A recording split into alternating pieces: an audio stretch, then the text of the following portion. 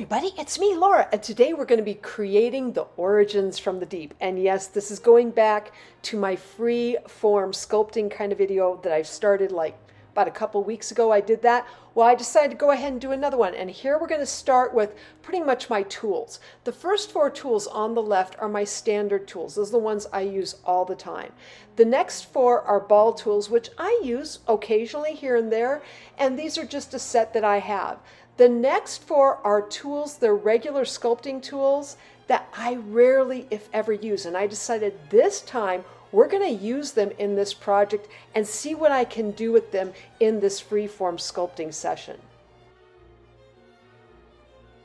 Okay, so right away we're going to go ahead and I'm going to start creating a small snake, and it's going to be tapered at both ends, and it's going to be kind of fat or wide, if you will, in the body. Okay, so the body itself will be a lot thicker in the middle, and they'll be tapered off into two smaller little points, if you will. I'm going to then bring in my ball tools, and I'm just going to start pushing little circles down into this form. And from here, we're going to go ahead and, I really loved doing this. This was just, it was a nice way to start. I had started with the ball last time, and I thought, no, we're going to start more with a snake form and see what we can get out of it. So after using my ball tools, I really needed to bring in my needle tool. And I love my needle tool because it creates detail that just absolutely surprises me sometimes. And that's what I did here. I'm almost like making this into a bit of a worm, but it has little sections, if you will, into each of those little indented pockets I used with those ball tools. And in doing so, I thought, let's go ahead and make a few more. So I went ahead, and not necessarily a snake form like this where it's tapered at both ends, but I did some teardrop forms. I thought, let's go ahead and bring in a twist or two. So really from here, I'm just going to go ahead and let you guys watch my hands talk as I keep creating this piece using not just my standard tools and those ball tools, but these tools that I rarely use.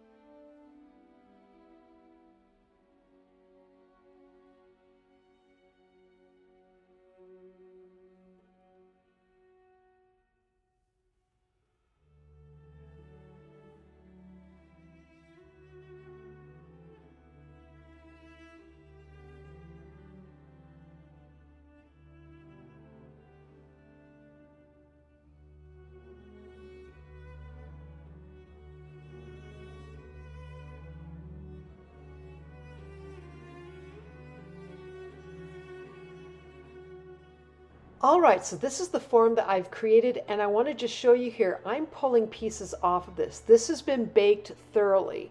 And since it's been baked, you know, when this it was a happy accident. These pieces just kind of came off. I mean, after you get done baking the clay, it has, it's going to become inert.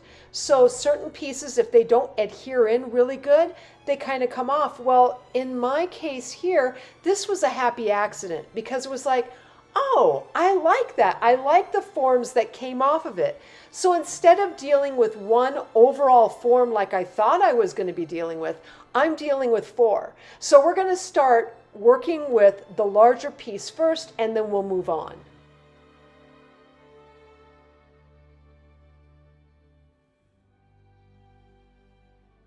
All right, so now we're going to start painting this main section, and I'm going to bring in my black matte acrylic paint, and I'm just putting this a little bit on my tile here. Just a quick FYI, if you guys don't know, I love using my tile as my paint palette. You know, I've seen a lot of those little paint palettes, those plastic ones that you can use, but it's always such a pain to clean them out. To me, this comes right off your tile. So you know what? Get a cheap piece of tile and use it as your paint palette. But I'm using my black here. I'm going to go ahead and paint up the entire main piece here. And then I'm going to bring in my other smaller pieces, and I'm going to go ahead and paint them up in my black as well. Okay, so in trying to pick out my acrylic paint colors to use on these pieces, I referenced my metallic acrylic paint boards, and really they're swatch boards is what they are. I took a lot of my colors I had in metallics, and I thought I need to go ahead and have a reference to be able to figure out what kind of colors I want to paint some of my pieces later on. So these are my swatch boards, and I took my Colorshift paints and my metallic paints and went ahead, and these boards, if you go back to, like, say, my kaleidoscoping videos, I do show how I glue onto this board that will fit into a photo box. These work fantastic for reference. So I do the same thing with my paint boards as well, especially on the clay. So this clay, it's just been thinned out on a number 4 setting. I bake each of these rectangular strips, and then I go and I paint it black, and then paint a section of that strip with a specific metallic color. This way then I have something to look at to go ahead and say, do I like that particular color? What would I like to use together to paint this particular piece I'm working on? And with that in mind, I went back to my previous freeform sculpt on the 3 creatures from the deep, and I used my color palette from there, and then I brought it forward into the creatures I'm currently working on. However, I don't want to use just that color palette, and so to mix it up a little bit, I decided to go ahead and bring in my Rose Shimmer and my Aquamarine in my regular folk art metallic paints. Okay, so now I'm going to start bringing in that, and this is the Plum Flash that I'm starting with. I decided I wanted to go kind of with my purples and just start somewhere. Sometimes when doing these sculpts, you're just like, okay, where do I even start? Where do I even begin? Because you could be like, okay, there's a lot of form here. Just pick one piece, start painting that in one of your colors, and then as you go along, it will start to dictate to you as to, okay, this is the next color to go right next to it. Always remember, try not to have the same color, of course. In the next section you go and paint up. You want to try and, kind of just like polymer clay where you want to contrast things, you want to bring in a different color next to a different color. You want to be able to change it up a little bit here and there so you get some dynamics and leave some of your black. The reason why I like to paint the background or the whole entire piece black at the very beginning is because when I place down my metallic paints here, the dynamic is intense and the colors will pop, and that's really what you want to have happen. Now, in this case here, I decided I wanted to go in and add in a little bit more purple on another little area, fairly close by, but not right next to the piece I was working on. If you have a general good idea of where you want to place that same similar color you're working on, go ahead and do it. You can do that, no problem. But if not, and you're just like, okay, let's just start simply, put down your first color, move to the next section, pick another color, and work that on and on and on. From here, I'm just going to go ahead and let you guys watch my hands talk though, as I start painting up this main piece, and then we'll move on to the smaller ones.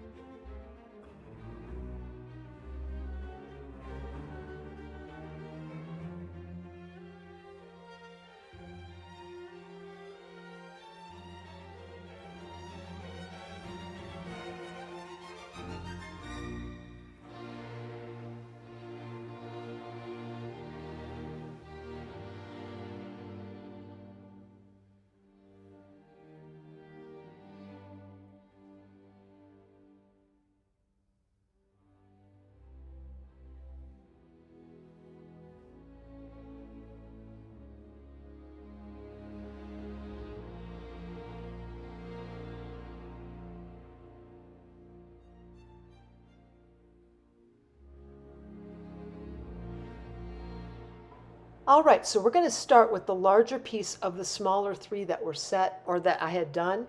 And remember, I had pulled all these pieces, or these pieces had come off, and this particular piece had its little tail kind of broken off. Okay, when it came apart, I was like, uh-oh. And I really didn't want that. I wanted a nice point. Well, this is where sometimes when this happens, it can be a happy accident. and you can go ahead and create off of the form that you had just done. So you could add more in, put more of an emphasis on it. So right here, I really decided to make almost a little bit of a claw feature on the end part, and then I'm going to rebake this thing. And once it's rebaked, I'll go ahead and I'll use that black matte paint once more and paint up that bottom tail end of it. It really was kind of one of those happy accents and one of those things that you just kind of look for. Okay, maybe I can make it even better than what I had done before and add on another little clay piece like I did here. From there, I went ahead and I brought in my violet shimmer and picked the main section out of this particular piece and painted that up. After that, I just went with other color and enjoyed what would come about. So from here, really, I'm going to let you guys, again, watch my hands and my paintbrush talk a little bit as I go ahead and paint up the last 3 pieces in this whole little series I'm creating.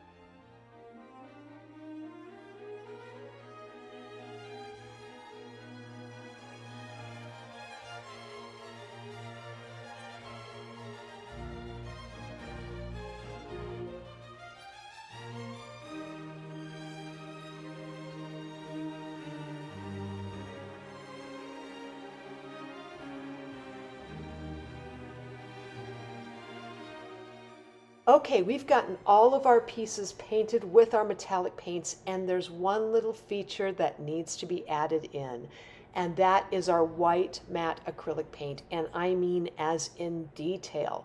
So I'm doing a bunch of little dots into this, and I just have to say, this is one of those pieces or one of those parts to this whole thing that make it.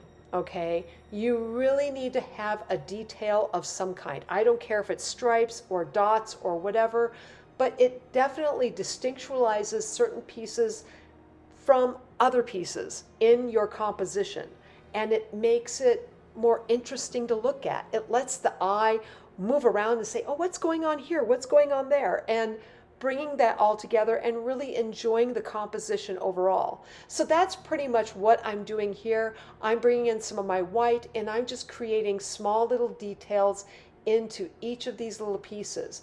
The one thing I did do though in this piece, and that's what I'm forming right here, is I added in a painted eyeball feature into the larger holes on this larger piece and the creatures overall in general. And part of this is because the other sculpt I had done with the 3 creatures from the deep, I wanted this to tie into it. And to do so, I really wanted it to eyeball, tie in to that large creature that I had done before with the big eyeball on it. Sorry, I've got eyeballs in my brain. Gosh, never mind. Anyway, I decided to go ahead and make smaller eyeballs, almost like this is the origins. This is where it's coming from, and it's kind of growing up, you know, a little bit of a metamorphosis, if you will.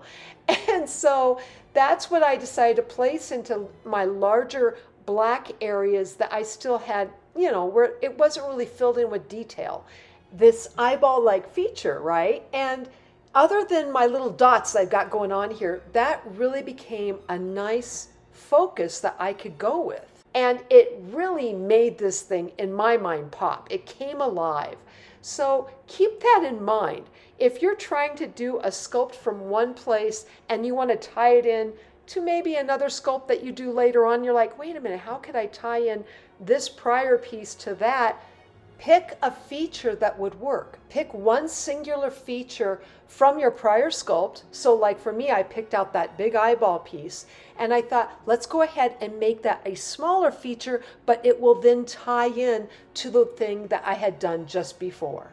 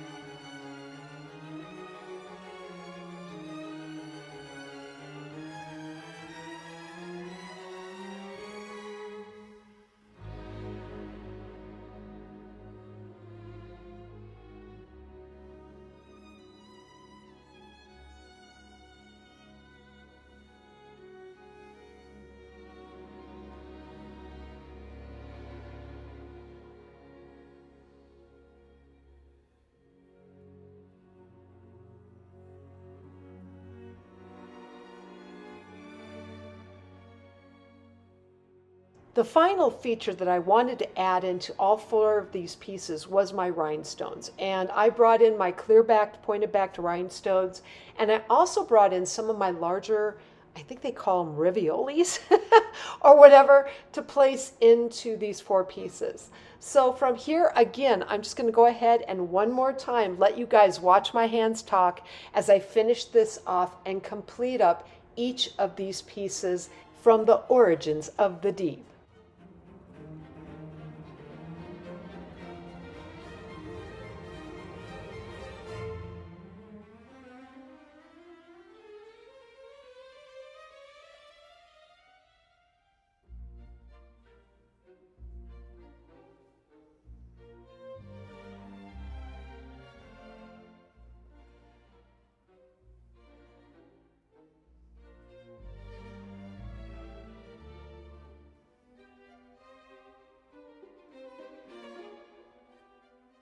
All right, so this is the end result in creating my Origins of the Deep.